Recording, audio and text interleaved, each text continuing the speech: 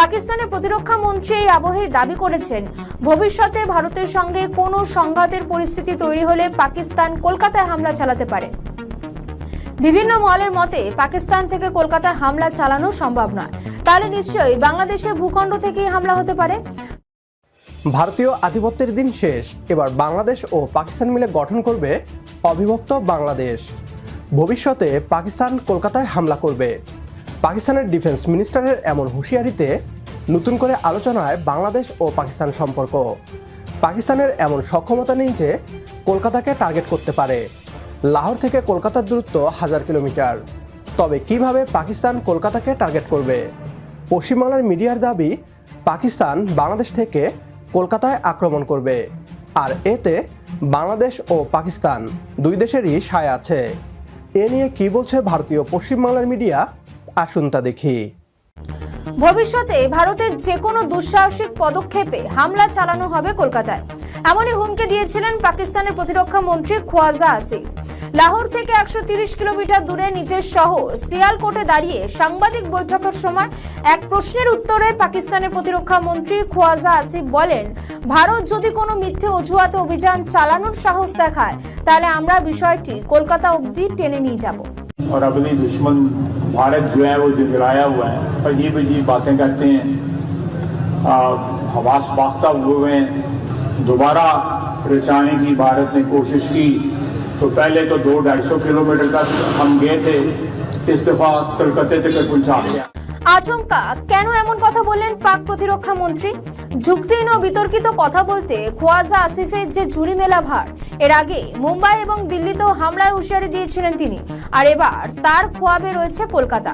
তবে ওয়াকিবহাল মহলের মতে পাক প্রতিরক্ষা মন্ত্রীর কলকাতা আক্রমণের দাবি নেহাত কাকতালীয় নাও হতে পারে, কারণ এই মুহূর্তে দোরগোড়ায় বিধানসভা ভোট পশ্চিমবঙ্গে।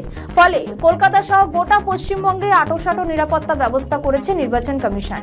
এই পরিস্থিতিতে পাক প্রতিরক্ষা মন্ত্রী কলকাতায় হামলা চালানোর দাবি তুলে একটা বিশেষ বার্তা দিতে চাইলেন। কূটনৈতিক মহলের মতে খ্বাজা আসিফের মন্তব্যের সঙ্গে বাংলাদেশের একটা যোগ রয়েছে।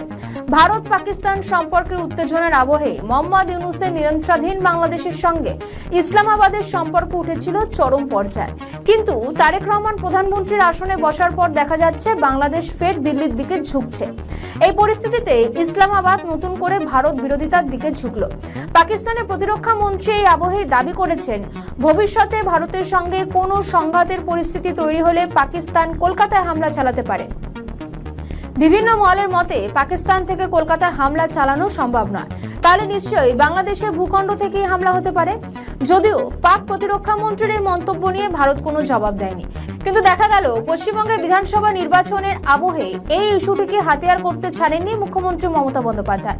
তিনি দাবি করেছেন, পাকিস্তানের মন্ত্রী কলকাতা আক্রমণের দাবি করলেও ভারতের নরেন্দ্র মোদী, প্রতিরক্ষা মন্ত্রী রাজনাথ সিং চুপ কেন? পাকিস্তানের ডিফেন্স মিনিস্টার যখন বলে কলকাতাকে টার্গেট করব, কলকাতাকে অ্যাটাক করব, সেই কথাটা নরেন্দ্র মোদী কেন বাংলায় এসে কালকে বললেন না যে উইল টেক স্ট্রং অ্যাকশন? মুখ চুপ করে বসেছিলেন। তার কারণ ব্লুপ্রিন্ট রেডি। আর একটা পহেলগাঁও ইলেকশনের আগে লোক দেখানো, ছদ্মবেশী খেলা, ছলনা। বাংলার মানুষকে টার্গেট করলে বাংলা দিল্লিকে টার্গেট করবে। কেন আপনি পাকিস্তানের বিরুদ্ধে স্টেপ নিলেন না? ডিফেন্স মিনিস্টারকে যে কে বলিয়েছে কথা, তদন্ত চাই, কারা বলিয়েছে? আপনি কেন তাদের বিরুদ্ধে অ্যাকশন নেননি? কলকাতাকে যদি টার্গেট করার কথা কেউ বলে, আমরা অ্যাজ এ ইন্ডিয়ান সিটিজেন আমরা মানব না। সারা দেশকে অ্যাটাক করার কথা বললে যেমন আমরা মানব না। কই আপনি তো মুখ দিয়ে বলেননি। পশ্চিমবঙ্গ যদিও মমতা বন্দ্যোপাধ্যায়ের এই দাবির 24 ঘন্টার মধ্যেই কলকাতার কাছে ব্যারাকপুরের দাঁড়িয়ে জবাব দিলেন ভারতের প্রতিরক্ষা মন্ত্রী রাজনাথ সিং। তিনি এক নির্বাচনী প্রচারে পশ্চিমবঙ্গের ব্যারাকপুরে এসে পাক প্রতিরক্ষা মন্ত্রীর মন্তব্য নিয়ে জবাব দিতে গিয়ে সেই বাংলাদেশকেই জড়িয়েছেন। রাজনাথ সিং বলেন, 71-এর যুদ্ধে পাকিস্তান 2 টুকরো হয়েছিল, এবার কোনো কিছু করতে এলে 3 টুকরো হবে। গণ অভ্যুত্থানের পর নতুন বাংলাদেশকে নিয়ে ভারত রীতিমতো ভয়ে আছে। অতীতে আমরা দেখেছি, ইতিহাসের দোহাই দিয়ে ভারতের গোলাম সরকার বাংলাদেশকে পাকিস্তানের কাছ থেকে দূরে সরিয়ে রেখেছিল। এতে ফায়দা আদতে ভারতেরই হয়েছে। গণ অভ্যুত্থানের পর বাংলাদেশ ও পাকিস্তান আরও কাছাকাছি এসেছে। এবার দুই দেশ মিলে ভারতের আধিপত্যকে চ্যালেঞ্জ করতে শুরু করে দিয়েছে। ভারত পাকিস্তান যুদ্ধ যদি ভবিষ্যতে বাংলাদেশ পাকিস্তানের পক্ষ নেয়, তাহলে ভারতের কয়েক টুকরো হওয়া থেকে কেউ বাঁচাতে পারবে না। অতি দ্রুতই পাকিস্তান ও বাংলাদেশের সামরিক চুক্তি চাই। আমাদের সাথে একমত হলে কমেন্ট বক্সে ইয়েস লিখে জানিয়ে দিন আমাদের। সেই সাথে ভিডিও শেয়ার করে দেখার সুযোগ করে দিন আপনার বন্ধুদের। পরবর্তী ভিডিও দেখার আমন্ত্রণ জানিয়ে বিদায় নিচ্ছি আজ। আল্লাহ হাফেজ।